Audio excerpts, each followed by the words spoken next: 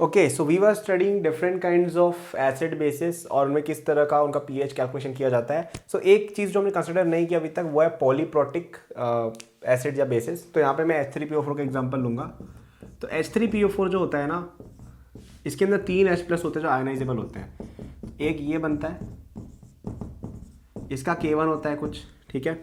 फिर बनता है H2PO4 माइनस से एक और, इसका भी बैटरी कम है, ठीक है. इससे बनता है आपका H plus plus HPO4 minus 2 minus, और HPO4 2 माइनस से बनता है H plus plus PO4 3 minus, ठीक है.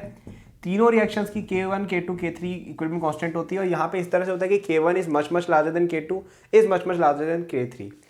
तो ये वैल्यूज होती है, मैं लिख नहीं रहा हूँ क्योंकि मुझे जस्ट आपको एक्सप्लेन करना है. तो यूजुअली पॉलीप्रोटिक सॉल्ट्स होंगे उनमें ऐसा होगा कि पहला वाला जो है, और ये वीक एसिड है, ठीक है, जैसे H2SO4 is a strong acid, तो उसमें भी ऐसा होता है कि K1 is much much larger than K2, लेकिन वो दोनों वैल्यूज इतनी बड़ी होती है कि आप उसको 100% डिसोसिएशन मान सकते हो. ओके, बट यहाँ पे K1 छोटा होता है and K2 is even more smaller than that and K3 is even more smaller than that. तो मोस्टली जो डिसोसिएशन होगा ना वो फर्स्ट स्टेप में होगा. तो आप ये मान सकते हो कि अगर अपन इसको C लिया तो यहाँ पे 1 माइनस अल्फा लिया है, ठीक है, तो यहाँ पे अपन C alpha square equal to K1 लगा के अपन निकाल सकते हैं क्या, alpha, and we can calculate the H plus, ठीक है.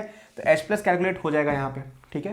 पहली बात, H प्लस कैलकुलेट हो गया तो अपन को यही H प्लस यहाँ भी यूज करना है, यही H प्लस यहाँ भी यूज करना है. क्यों करना है? क्योंकि यहाँ पे H प्लस जो प्रोड्यूस होता है it is very less compare to this value, and यहाँ पे जो H प्लस कंपेयर होता है वो और भी ज्यादा छोटा होता है. तो यूजुअली क्वेश्चन में आएगा कि इन तीनों की कॉन्सेंट्रेशन निकालो. तो सबसे पहले क्या करेंगे, C अल्फा स्क्वायर वाला फॉर्मूला लगा के यहाँ पे H प्लस निकालेंगे, उस H प्लस को यहाँ पे यूज करेंगे, यहाँ पे फॉर्मूला यूज करेंगे वो वाला, ठीक है. H2PO4 कहाँ से आएगा इस कैलकुलेशन से, H2PO4 is equal to C alpha. Okay, यहाँ पे C अल्फा लिखेंगे. अब ये भी C अल्फा के बराबर होगा, ओरिजिनल C अल्फा, तो यहाँ पे K2 के बराबर ही हो जाएगा आपका HPO4 माइनस. सिमिलरली यहाँ पे आप इसको डालेंगे, इस यहाँ पे आप वही वैल्यू यूज करेंगे और यहाँ पे K3 इक्वल टू दिस करके निकाल लेंगे, ठीक है. यहाँ पे इक्विलिब्रियम कांस्टेंट की इक्वेशन लिख के आप निकाल सकते हो HPO4 3 माइनस कैसे आएगा, ठीक है. मैंने आपको ये ब्रीफली एक्सप्लेन किया है जल्दी से, ठीक है, क्योंकि इस लेवल पे आपका इतना इंट्यूशन बन जाना चाहिए कि आपका एक्सप्लेनेशन समझ में आए. अगर मैंने आपको जो समझाया वो आपको समझ में नहीं आया, एक दो बार और देखो, स्लो करके देखो, हर स्टेप को समझ के आगे बढ़ो कि मैं ऐसा क्यों बोल रहा हूँ कि H प्लस यहाँ पे सेम होगा, फिर इसको यहाँ पे क्यों यूज़ करेंगे, इसको यहाँ पे क्यों यूज़ करेंगे, ये सब दिमाग में घुसाओ और सोचो कि ये खुद कैसे सॉल्व कर सकते हो, ठीक है. अगर ये नहीं कर पा रहे हो तो प्लीज़ आगे मत बढ़ना, तब तक करते जाओ तब तक फिगर आउट नहीं हो जाए. ओके, तो ये था कि इस तरह के क्वेश्चन में कैसे सॉल्व करना है. अब कभी कभी क्या होगा, यहाँ पे आपको HCl मिला दिया जाएगा 0.1 m, ठीक है. HCl जैसे ही मिला दिया तो क्या करना है, दिमाग में पहली चीज आनी चाहिए कि स्ट्रॉन्ग एसिड है तो ये सारे H प्लस हट के 0.1 हो जाएंगे, ठीक है. फिर आपको क्या करना है, यहाँ पे आपको H प्लस की वैल्यू पता है, ठीक है, तो C alpha into 0.1 divide by C कर दोगे क्योंकि ये 1 ऑलमोस्ट 1 हो जाएगा, तो इक्वल टू K3 आ जाएगा, ठीक है. तो उससे तुम्हारा अल्फा वगैरह निकल जाएगा जो भी है. फिर वो अल्फा आ गया तो C अल्फा करके तो मेरे पास H2PO4 आ गया, वो H2PO4 यहाँ लिखो, यहाँ पे H प्लस पता है 0.1 है, वापस से K की इक्वेशन लिख के HPO4 2 माइनस निकालो, वो यहाँ पे रख दो, H प्लस पता है 0.1 है, PO4 3 माइनस निकल जाएगा, ठीक है. समझ गए? तो ये था आपका इस तरह से कैसे इस क्वेश्चन को सॉल्व करना है. अब हम बात करते हैं थोड़ी और आगे की. तो ये हो गया पॉलीप्रोटिक सॉल्ट्स का, sorry polyprotic acids and bases का. अब यहाँ पे 2-3 चीज़ें पिंच ऑफ सॉल्ट के साथ लेनी है कि अगर आपका जैसे अल्फा बहुत ज़्यादा बड़ा हो गया तो क्या करना है. तो मैं आपको बता देता हूँ कि पूरे आयनिक के अंदर मैंने जैसे पहले बोला 99% क्वेश्चन जो जेईई में आएंगे उनमें अल्फा की वैल्यू छोटी होगी. तो एज अ थंब रूल अगर अल्फा की वैल्यू 0.05 से कम है ना तो आप आराम से C अल्फा स्क्वायर कर सकते हो, आपको 1 माइनस अल्फा को 1 अप्रोक्सीमेट कर सकते हो, ठीक है. बड़ी है तो आपको सोचना रहेगा, कभी कभी क्वेश्चन में ऑप्शंस पास आ जाते हैं. ओके, आई थिंक जेईई में केवल एक बार ऐसा हुआ है कि C अल्फा स्क्वायर को आप अप्रोक्सीमेट नहीं कर पा रहे हो. ओके, और ये इवन जब ये टफ क्वेश्चंस आएंगे ना H3PO4 टाइप्स के, तो उसमें तो कभी भी अप्रोक्सीमेशन वाले क्वेश्चन ही आएंगे, क्योंकि वो ना बहुत टफ इक्वेशंस बन जाती हैं. ओके, क्योंकि ऑलरेडी टफ क्वेश्चन पूछ रहा है बंदा, तो उसमें वो इक्वेशन टफ बनाना नहीं चाहेगा. फिर भी बना दे तो मैंने बता दिया कैसे करना है, 1 माइनस अल्फा करके कर लो सॉल्व, ठीक है. बट उस क्वेश्चन को फिर लास्ट में करना रहेगा. अब एक चीज आती है सॉल्ट हाइड्रोलिसिस. सॉल्ट हाइड्रोलिसिस क्या होता है, it is the opposite of neutralisation. तो जैसे तुम्हारे पास कोई सॉल्ट है, ठीक है, जैसे NH4OH, सॉरी NH4Cl जैसे, ठीक है. NH4Cl किसके से बना है, NH4OH और HCl के रिएक्शन से. तो this is the salt of strong acid and weak base. Okay, तो ये टूट के Cl माइनस और NH4 प्लस बनाता है अगर इसको पानी में डिजोल्व किया जाए. अब ये जो Cl माइनस है ये H2O के साथ रिएक्ट करता है और बना देता है क्या आपका ये H प्लस रिलीज हो जाता है यहाँ से, ठीक है। अब और भी चीज़ें बनती हैं उनके बारे में भी नहीं सोचना है, मैं बस बता रहा हूँ कि ऐसा भी होता है। और NH4 प्लस वाटर के साथ जब करेगा तो ये आपका रिएक्ट कर देगा क्या, ये आपका रिलीज कर देगा H प्लस, सॉरी यहाँ पे OH माइनस रिलीज होगा, यहाँ पे OH माइनस प्लस HCl बन जाएगा और यहाँ पे आपका H प्लस प्लस NH4OH बन जाएगा, ठीक है। अब यहाँ पे मैं आपको 2-3 और चीज़ें बताऊंगा, कॉन्जुगेट एसिड कॉन्जुगेट बेस का कॉन्सेप्ट भी मैं बताऊंगा, ठीक है। अब यूजुअली ये कॉन्जुगेट एसिड क्या होता है, कॉन्जुगेट बेस क्या होता है, स्टार्टिंग में बताया जाता है, बट मैं सोचा मैं यहाँ पे बताता हूँ ताकि आप लोग समझ पाओ, ठीक है। तो आप जैसे बोलते हो कि HCl एक स्ट्रॉन्ग एसिड है, तो HCl जब टूट के Cl माइनस बनाता है ना, तो ये इसको हम कहते हैं कि इसका कॉन्जुगेट बेस है। इसका क्या मतलब होता है, HCl एसिड था तो उसने वाटर के साथ रिएक्ट करके आयंस बना दिया Cl माइनस और H प्लस, ठीक है। तो ये जो Cl माइनस है इसकी टेंडेंसी ऐसी भी रहेगी थोड़ी बहुत कि H प्लस से कंबाइन होकर वापस Cl HCl बनाए, तो ये एक तरह से बेस होगा, क्यों, क्योंकि H प्लस से रिएक्ट कर रहा है। तो अगर आपके पास कोई HCl या कोई भी HX एसिड है तो उसमें से H प्लस हटा दो तो जो X माइनस बचता है उसको कहा जाता है उसका कॉन्जुगेट बेस, ओके। बेस क्यों, क्योंकि वो एक बेस है, क्योंकि वो H प्लस रिएक्ट करके ये चीज़ वापस बनाएगा।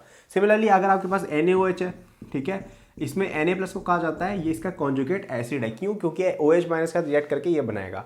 अब यहाँ पे एक बहुत इंटरेस्टिंग चीज़ होती है कि आपका Cl माइनस का जो होता है ना Kb इक्वल टू KW/Ka, ठीक है। तो अगर तुम्हारा जो एसिडिक कांस्टेंट है ना, जैसे इस रिएक्शन का फॉर एग्जांपल कुछ भी K होगा ना, जो मैंने बताया था तुम्हें KpKa जिसको मैंने बोला था, ठीक है। तो अगर आपको Cl माइनस का Kb निकालना है, ठीक है, इसकी बेसिक स्ट्रेंथ निकालनी है आपको, बेसिक वाला इसका इक्विलिब्रियम कांस्टेंट निकालना है, तो उसकी वैल्यू क्या होगी, Kw यानी कि 10⁻⁻14 divide by Ka। So Kb of the conjugate base is given by Kw divide by conjugate acid का Ka, ठीक है। जैसे Cl में जैसे K ऑफ HCl जैसे तुम मान लो 10⁻1 है, तो Kb of chlorine Cl minus कितना होगा, इतना होगा, ठीक है। तो ये कई बार काम आ जाता है, ठीक है। तो मैंने आपको क्या बताया, कॉन्जुगेट एसिड क्या होता है, कॉन्जुगेट बेस क्या होता है, ये बताया मैंने, ठीक है। स्ट्रॉन्ग एसिड अगर आपका है तो उसका कॉन्जुगेट बेस क्या होगा, वीक होगा। जैसे आप देख सकते हो Kb कितना स्मॉल आ रहा है, अगर वीक एसिड है तो कॉन्जुगेट बेस स्ट्रॉन्ग होगा, ठीक है। सिमिलरली अगर आपके पास बेस है तो उसके अगर बेस स्ट्रॉन्ग है तो कॉन्जुगेट एसिड वीक होगा, अगर कॉन्जुगेट एसिड वीक है तो बेस स्ट्रॉन्ग होगा, ठीक है। ये सब कुछ चीज़ें होती हैं, मतलब वीक एसिड से स्ट्रॉन्ग कॉन्जुगेट बेस बनेगा और वीक और स्ट्रॉन्ग कॉन्जुगेट बेस से स्ट्रॉन्ग कॉन्जुगेट बेस का मतलब है वीक एसिड है, ठीक है। मतलब जो भी है उल्टा समझ जाओ। तो अब यहाँ पे क्या हो रहा है कि आपने NH4Cl को जैसे अपने पानी में डाला तो इसका हाइड्रोलिसिस होगा और बनेगा Cl माइनस और NH4 प्लस। अब Cl माइनस जो है ये मैंने आपको बताया क्या होता है, बेस होता है, वीक बेस है, ठीक है, वीक बेस है। तो ये आपका पानी के साथ रिएक्ट करके OH माइनस बनाएगा। अब क्योंकि ये वीक बेस है तो OH माइनस कम बनेगा, ठीक है। अब NH4 प्लस की बात करते हैं। NH4 प्लस कहाँ से आया है, NH4OH से आया है, ठीक है। इसका अगर अपन OH minus plus sorry NH4 plus आपका आया है, ये NH3 के अंदर आपने मिलाया H प्लस, ठीक है, उससे आया है ये। तो अब यहाँ पे आपको ये चीज़ देखनी है कि सॉरी NH4OH जो है ना आपका, उसमें से आपने OH माइनस हटा दिया और NH4 प्लस बन गया, ठीक है। ये यहाँ से आया आपका NH4OH। NH3 से भी आता है NH4 प्लस, बट ठीक है वो एक अलग कहानी है, उसको भी भूल जाओ। अभी अभी जो मैंने बोला उसको भूल जाओ, ये याद रखो कि NH4OH से बनता है OH माइनस और NH4 प्लस, ठीक है। तो NH4OH कैसा आयन था, वीक बेस था, यानी कि NH4 प्लस एक स्ट्रॉन्ग एसिड होगा, क्यों, क्योंकि इसका कॉन्जुगेट एसिड है और मैंने बताया था कि वीक बेस का कॉन्जुगेट एसिड बहुत स्ट्रॉन्ग होता है। तो यानी कि ये जो आपका है बहुत स्ट्रॉन्ग एसिड है, ठीक है, यानी कि ये जो H प्लस रिलीज होगा काफ़ी ज़्यादा होगा, ठीक है। तो इससे हमें क्या पता चल रहा है कि OH माइनस कम रिलीज हुआ, H प्लस ज़्यादा रिलीज हो, यानी कि ये सॉल्यूशन कैसा होगा, एसिडिक होगा। तो इसका हाइड्रोलिसिस होगा तो आपकी जो pH होगी वो 7 से कम होगी। 7 से कम का मतलब होता है कि एसिडिक, 7 से ज़्यादा मतलब बेसिक, ठीक है। और ये मैं एक्सप्लेन भी कर दिया कि कैसे हो रहा है, ठीक है। तो आपको बेसिकली इस वीडियो में मैंने पूरा बता दिया कॉन्जुगेट एसिड क्या होते हैं, कॉन्जुगेट बेस क्या होते हैं, बेसिक स्ट्रेंथ कैसे निकाली जाती है कॉन्जुगेट एसिड की स्ट्रेंथ की बेसिस पे एंड वाइस वर्सा। और मैंने बताया कि हाइड्रोलिसिस में किस तरह की रिएक्शंस होती है और किस तरह से आप पता कर सकते हो कि ज़्यादा स्ट्रॉन्ग कौन सा है। तो यहाँ पे आप एक थंब रूल फॉलो कर सकते हो कि अगर आपका जो सॉल्ट है उसमें अगर स्ट्रॉन्ग एसिड और वीक बेस है, ठीक है, इसका मतलब है कि जो आपका सोल्यूशन होने वाला है वो होगा एसिडिक, जो समझ में भी आता है क्योंकि स्ट्रॉन्ग एसिड से बना है तो वीक एसिड क्या उखाड़ लेगा उसका, तो यानी एसिडिक सोल्यूशन होगा। अगर यहाँ पे होता एसिटिक एसिड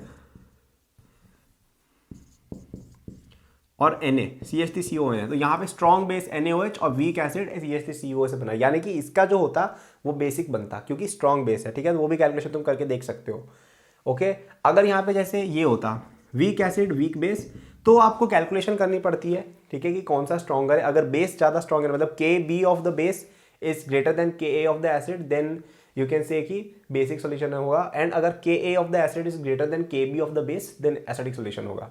एंड अगर दोनों ही स्ट्रॉन्ग है तो मोस्टली न्यूट्रल सोल्यूशन होता है। जैसे अगर यहाँ पे NaCl है ना, तो NaCl का आप हाइड्रोलिसिस करते हो ना, तो कुछ खास मतलब फर्क नहीं पड़ता, मतलब ऑलमोस्ट न्यूट्रल सोल्यूशन होगा क्योंकि दोनों स्ट्रॉन्ग एसिड्स हैं। तो ये हुई एक बात, ठीक है। अब निकालते कैसे हैं फॉर्मूले, जैसे आपके पास कोई सॉल्ट है XY, तो X प्लस और Y माइनस बनाएगा जैसे, ठीक है। तो तुम ये मानो कि अगर आपने इसका कॉन्सेंट्रेशन C लिया था और इसके अंदर जैसे अपन डिग्री ऑफ एसोसिएशन नहीं कहते, डिसोसिएशन अल्फा, तो वैसे यहाँ पे डिग्री ऑफ हाइड्रोलिसिस होती है, तो कुछ नहीं होता है वो। और ये पहले 0 था, तो अब क्या होगा C1 H और ये CH, ये CH, ठीक है। तो ये हुई एक बात, इसको तुम KH मान लो कि ये KH है तुम्हारा, ठीक है। अब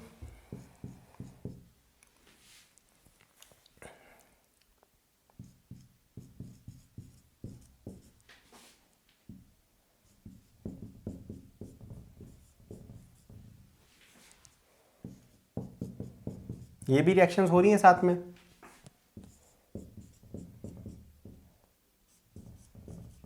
ठीक है।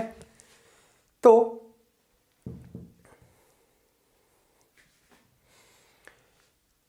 यहां पे आपका ये जो KH है, ठीक है, इसकी अपन इक्वेशन क्या लिख सकते हैं इक्विलिब्रियम कांस्टेंट टर्म्स में, KH equal to CH² upon 1 - H, ये एक इक्वेशन हो गई, ठीक है। ये हर जगह अप्लाई होगी, याद रखना है आपको। हाँ भाई, तो मैंने टेबल आपके लिए बना लिए। तो मैंने आपको बोला था कि अगर आपके पास जैसे रिएक्शंस क्या क्या होंगी, तो यहाँ पे था XY gives X plus plus Y minus, ठीक है। हमने बोला कि ये होता है हाइड्रोलिसिस, इसके अंदर C1 - H और CH बनेगा। H is the degree of hydrolysis which is the percentage of XY का concentration which is hydrolysed. KH होता है इस रिएक्शन का इक्विलिब्रियम कांस्टेंट। फिर ये जो इंडिविजुअल आयंस होते हैं, ये H2 के साथ रिएक्ट करके ये सब करते रहते हैं, ओके। तो अब इनसे रिलेटेड कुछ टर्म्स आते हैं। तो सबसे पहले तो ये है आपका KH की वैल्यू, ये है आपका H की वैल्यू और ये है आपका pH, ठीक है। क्वेश्चन आएगा मोस्टली pH निकालने का। तो अगर आपने weak acid plus strong base लिया है, ठीक है, जैसे CH3CO Na, ठीक है, इसमें वीक एसिड है आपका एसिटिक एसिड और NaOH है आपका स्ट्रॉन्ग बेस। उस केस में KH की वैल्यू आती है KW upon KA of weak acid, ठीक है। तो CH3COH का KA लो, KW बाय KA करोगे तो KH आएगा, यानी कि तुम्हारे इसका हाइड्रोलाइजिंग जो हाइड्रोलिसिस की इक्वेशन का इक्विलिब्रियम कांस्टेंट। H या डिग्री ऑफ हाइड्रोलिसिस का फॉर्मूला होता है √KH/C। ये पूरा का रूट लिया गया, KH/C क्या है, उसका स्क्वायर रूट किया है, ओके। pH की वैल्यू होती है half into PKW plus PK plus log C, ठीक है। और जो समझ में भी आता है कि स्ट्रॉन्ग बेस है तो आपका होना चाहिए बेसिक, यानी कि 7 से ज़्यादा। और PKW की वैल्यू होती है 14, तो ये 7 प्लस समथिंग है, ठीक है। तो K तुम्हारा जैसे एसिटिक एसिड का जो भी वो डाल दो, उसका PK ले लो और लॉग ऑफ कॉन्सेंट्रेशन ले लो, ठीक है। तो ये हो गया आपका पहली चीज़, ठीक है। Strong acid plus weak base है तो उसके केस में KW/KB सिमेट्रिकल है, बस यहाँ पे KB लेना है वीक बेस का, ठीक है। KH/C वापस से सेम है और यहाँ पे PKW minus PKB minus log C, ठीक है। तो इसके ऊपर माइनस लगा देना, जो समझ में भी आता है, क्योंकि आपका होना चाहिए ये 7 से कम, ठीक है, क्योंकि एसिडिक होने वाला है, ठीक है। अगर weak acid plus weak base है तो मैंने बोला था कुछ भी हो सकता है pH, तो देखते हैं। तो KH की वैल्यू होती है KW/K इंटू KB, तो ये दोनों साथ में, दोनों के K लो, जैसे NH4 CH3CO माइनस, ठीक है, या CH3CO NH4 प्लस, तो इसमें एसिटिक एसिड और आपका अमोनियम हाइड्रोक्साइड, ये दोनों वीक एसिड वीक बेस है। तो दोनों केस में KW/K इंटू KB हो जाएगा इसका हाइड्रोलाइसिस कांस्टेंट, ठीक है, या जो भी है ये KH की वैल्यू। और ये कैसे कैलकुलेट होगा, H upon 1 - H equal to √KH। तो ये 1 - H यूजली 1 हो जाता है, तो आप H इक्वल टू √KH भी कर सकते हो। और PKH कितना हो जाता है, PKW plus PKA minus PKB, ठीक है। तो अगर PKA ज़्यादा है यानी स्ट्रॉन्ग एसिड है, यानी कि सॉरी, अगर एसिड आपका स्ट्रॉन्गर है तो आपका pH हो जाएगा ग्रेटर देन 7, नहीं, हाँ, अगर आपका एसिड स्ट्रॉन्गर है यानी कि PK की वैल्यू कम होगी, ठीक है, यानी कि इसकी वैल्यू जो होगी वो 7 से कम हो जाएगी। अगर आपका बेस स्ट्रॉन्ग है यानी पी के बी जो है उसकी वैल्यू कम होगी यानी कि 7 से ज़्यादा हो जाएगा, ठीक है। तो वो कैलकुलेटर पर आ जाएगा। ये डेरिवेशन कैसे आए, बहुत ज़्यादा मुश्किल भी नहीं है। आपको पहले टर्म के अंदर ये लिखना था, फिर आपको क्या लिखना है, यहाँ पे सेम चीज़ करने की कोशिश करनी है आपको कि कितना एच प्लस बना है, यहाँ पे भी सेम चीज़ करनी है, और फिर आपको यहाँ पे इक्विलिब्रियम्स के साथ खेलना है, ठीक है। वो चीज़ मैंने अभी तक कवर नहीं की है, मैं करूँगा उसको अभी, लेकिन ये डेरिवेशन थोड़ा सा मुश्किल में चला जाता है, ठीक है। ये थोड़ा, क्योंकि देखो हाइड्रोलिसिस सबसे टफ पार्ट है आयोनिक का, इसमें बच्चे बहुत क्वेश्चन गलत करके आते हैं। क्यों गलत करते हैं, क्योंकि उनको एक टेबल याद नहीं रहती है। ये टेबल तुमको याद रहेगी ना तो हाइड्रोलिसिस बना के आओगे, ठीक है। लोग इन सब में घुस जाते हैं, इक्वेशन बनाते हैं ये सब, तो मैं इसलिए नहीं बता रहा हूँ कि बच्चे 99% इन सब की वजह से गलत करके आते हैं। मैं डेरिवेशन बता सकता हूँ, लेकिन उसमें आपकी भलाई है कि आप ना जानो, आप इसको याद करो। अगर आपको डेरिवेशन जानना है तो बहुत जगह अवेलेबल है, एनसीईआरटी देख सकते हो, खुद भी ट्राई कर सकते हो, बहुत मुश्किल नहीं है। हालांकि एक चीज़ मैं कहूँगा कि यहाँ पे ये वैलिड तभी है जब आपका h लेस देन 0.1 हो, ठीक है। h अगर ज़्यादा हो गया तो ये सब वैलिड नहीं है, तो आपको खुद कैलकुलेशन करनी पड़ेगी, और ऐसा क्वेश्चन 99% जेईई में नहीं आने वाला है। फिर भी अगर आए तो आपको बेसिक से चल लेना, जैसे ऐसे, ठीक है, 1 मैसेज करके फिर कैलकुलेशन करनी है, ओके। तो आपको ये टेबल याद होनी चाहिए, सारे फॉर्मूले याद होने चाहिए, इनके बेसिस पे ही क्वेश्चन आएंगे। क्वेश्चन डायरेक्ट आएगा जेईई में कि एक सॉल्ट है NH4Cl का, उसके अंदर के दे रखा होगा, बोलेंगे कॉन्सेंट्रेशन दे रखा होगा कि सॉल्ट का कितना था, जो भी 0.1 m, तो आपको बोलेंगे कि निकालो pH कितना है, ठीक है, वो सब करेंगे। अब कभी कभी क्या करते हैं ये लोग, सॉल्यूशन मिक्स करते हैं, जैसे HCl का 0.1 m सॉल्यूशन लेंगे, NH4OH का 0.1 सॉल्यूशन लेंगे, उनको मिक्स कर देंगे, ठीक है, और सेम वॉल्यूम बता देंगे कि सेम वॉल्यूम मिक्स किया। तो यहाँ पे याद रखना है, सेम वॉल्यूम मिक्स किया यानी कि न्यूट्रलाइजेशन रिएक्शन पूरी तरह होगा, सॉल्ट पूरी तरह से बनेगा, पहली बात। दूसरी बात ये कि वॉल्यूम डबल हो गई है तो आपकी मोलैरिटीज हाफ होंगी, तो 0.1 m का अगर आपने HCl सॉल्यूशन लेते तो 0.05 m का हो जाएगा। ये सब याद रखना है, बच्चे गलत कर देते हैं, ठीक है। तो छोटी छोटी चीज़ों का ध्यान रखना है आपको, कॉन्सेंट्रेशन क्या होगा, सॉलिड या लिक्विड फॉर्म में तो नहीं है, ठीक है, क्या दे रखा है, 0.5 से कम, तो ऐसा तो नहीं कि H की वैल्यू 0.5 हो गई फिर भी लगाए जा रहे हैं, नहीं, तो ये सब ध्यान रखना है, ठीक है। तो अभी के लिए इतना ही ना, अब हम देखेंगे कुछ नई चीज़ें, क्योंकि वीडियो काफ़ी लंबी हो गई है। तो मैं आपको नेक्स्ट चीज़ के अंदर एक तो बताऊंगा इक्विलिब्रियम कॉन्स्टेंट्स और इक्वेशन के साथ कैसे खेलना है, क्योंकि उससे ये सब चीज़ें डेराइव होती है कई बार, और मैं आपको बताऊंगा सॉल्बिलिटी और बफर्स और भी बहुत सारी चीज़ें हम देखेंगे, okay. Thank you for watching this video till the and. I am sure that you enjoyed it. यदि आप अपनी पूरी जेई प्रिपरेशन मेरे साथ करना चाहते हैं तो आपको डिस्क्रिप्शन में मेरे जेई के फुल कोर्स का लिंक मिल जाएगा।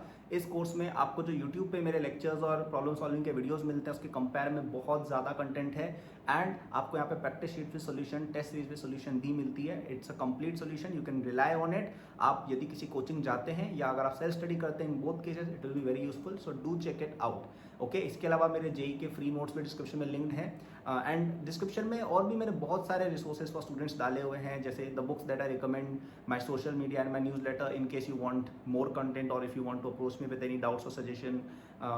नोट्स हैं नीट के स्टूडेंट्स के लिए, कॉलेज स्टूडेंट्स के लिए, स्टार्टअप एंथुसियास्ट के लिए भी, ओलंपियाड एंथुसियास्ट के लिए भी कोर्सेज हैं, तो चेक जरूर कर लीजिएगा डिस्क्रिप्शन, आपको काफ़ी यूजफुल रिसोर्सेज वहाँ मिलेंगे। Thank for watching, like subscribe कर लीजिएगा for more such videos. Good luck.